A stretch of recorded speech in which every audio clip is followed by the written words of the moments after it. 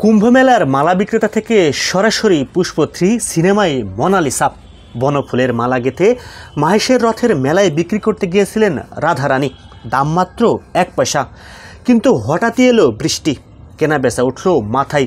1886 সাল লাগাত রাধারানীকে নায়িকা করেছিলেন স্বয়ং বঙ্কিমচন্দ্র চট্টোপাধ্যায়। প্রায় 139 বছর পর তেমনই এক মালা বিক্রেতাকে পাওয়া গেল আর এক মেলায়। মাহেশ থেকে প্রায় 700-800 কিলোমিটার দূরে এলাহাবাদে মহাকুম্ভের মেলায়। আর সেই মালা বিক্রেতাকে নিয়েই গোটা ভারত উত্তাল, যার নাম মোনালিসা। 1503 সাল থেকে 2025 সাল, যুগের সঙ্গে তাল মিলিয়ে বাহ্যিক রূপ হয়তো বদলে গেছে, তবে কয়েক শতক পেরিয়ে গেলেও মোনালিসার আকর্ষণে বিন্দুমাত্র টান ধরেনি। তা সে নিউ লন্ডন দ্য ভেঞ্জির আঁকা ছবি হোক কিংবা কুম্ভমেলার পাথরের মালা বিক্রেতা তরুণী, সৌন্দর্য প্রেয়াসীর নজরে আরও একবার ঝড় তুলেছে মোনালিসা ভোসলে। ইন্দোরের ষড়শীর চোখের মায়ায় বুঁদ গোটা ভারত। সামাজিক যোগাযোগ মাধ্যমে এখন শুধুই তিনি। এই খ্যাতির বিড়ম্বনায় নাকি মালা বিক্রি হচ্ছিল না, তাই মেলা ছেড়ে চলে গিয়েছিলেন মোনালিসা। তবে যা হয় সবটা নাকি ভালোর জন্য হয়। এরই মধ্যে শোনা যাচ্ছে মোনালিসা নাকি দক্ষিণ বিনোদন দুনিয়া থেকে ডাক পেয়েছেন। পুষ্প 3 তাকে অভিনয়ের প্রস্তাব দিতে বলেছেন স্বয়ং আল্লু অর্জুন। সত্যি যদি এমনটা হয় তবে ভাগ্যের চাকা ঘুরে গেল।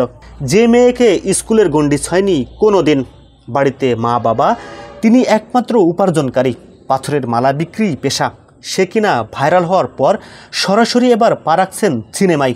যদিও ভাইরাল হওয়ার পর বিরক্ত হয়েই মোনালিসা বলেছিলেন, লোকে আমার তৈরি মালার থেকেও আমার প্রতি বেশি আগ্রহী, বিক্রি নেই, যেখানে যাচ্ছি পিছনে লোক দৌড়াচ্ছে।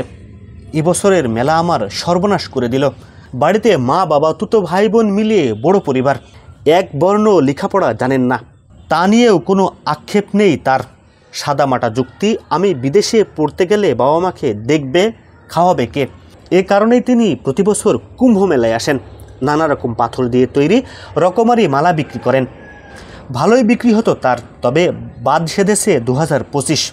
এক যুবক তার ভাষা বেড়ালক্ষ্মীর ছবি তুলে সামাজিক যোগাযোগ মাধ্যমে পোস্ট করেছিলেন। ব্যাস, চোখ দিয়ে চোখের মনি প্রত্যেকের। মোনালিসার গল্প এখানেই শেষ হতে পারত, কিন্তু হচ্ছে না। সাফল্য তার জীবনকে ছুঁয়েছে, যার ছোঁয়ায় ধীরে ধীরে বদলাতে শুরু করেছে ষড়শীর জীবন। নিজের ইউটিউব চ্যানেল খুলেছেন, সেখানে লাখো লোকের আনাগোনা। এক ঝলক তাকে দেখবে বলে সদ্য রূপটান করে নতুন সাজে হাজির তিনি। মোনালিসার নয়া লুক মন কেড়েছে অনুরাগীদের। শোনা যাচ্ছে পারিবারিক পেশা ছেড়ে শীঘ্রই রূপালী পর্দায় নিজেকে মেলে ধরবেন। হতে পারে ছোট পর্দার কোনো হিন্দি অনুষ্ঠানে বা আল্লু অর্জুনের পুষ্প সিনেমায়।